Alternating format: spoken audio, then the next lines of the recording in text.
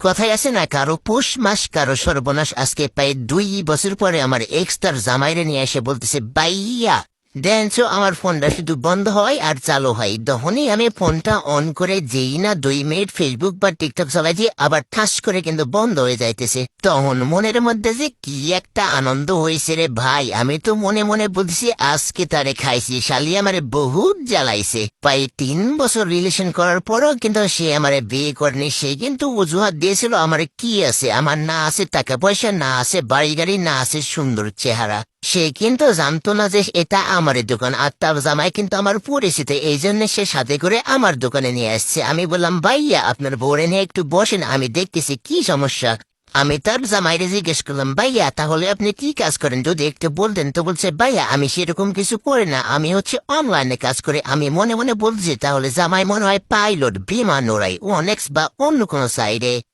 আজ এই টাকা পয়সা বা আমার কাছে কোনো বাড়ি গাড়ি ছিল না বলে সে কিন্তু আমার কাছে বিনা দোষে আমার কাছ থেকে চলে গেছে। আমার কিন্তু কোনো দোষই ছিল না, তখন কিন্তু আমি তার পাটা ধরে কান্না করছিলাম।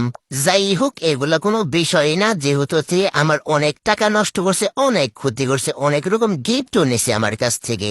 কথায় আছে না, শহরের 10 দিন গৃহস্থর 1 দিন। আমি ভাইয়াটারে বললাম, ভাইয়া এটা তো অনেক বড় ক্রিটিক্যালি সমস্যা, এটা হচ্ছে প্রসেসর থেকে সমস্যা, এটার খরচ আসবে আপনার 1500 টাকা। তো ভাইয়াটা বলছে, ভাইয়া 1500 টাকা ব্যাপার না, এটা আমার বইয়ের অনেক শখের ফোন, সে কিন্তু জানে না ফোনটা আমারই গিফট করা। এগুলো কিন্তু আমার মুখের কথা, কিন্তু আমার মনের কথা আলাদা, বুঝছেন। আমি মনে মনে বলতেছি আজকে যদি আমার বাড়ি গাড়ির টাকা পয়সা সুন্দর চেহারা থাকতো তাহলে হয়তো আমার গার্লফ্রেন্ডে আজকে আমি হারাইতাম না।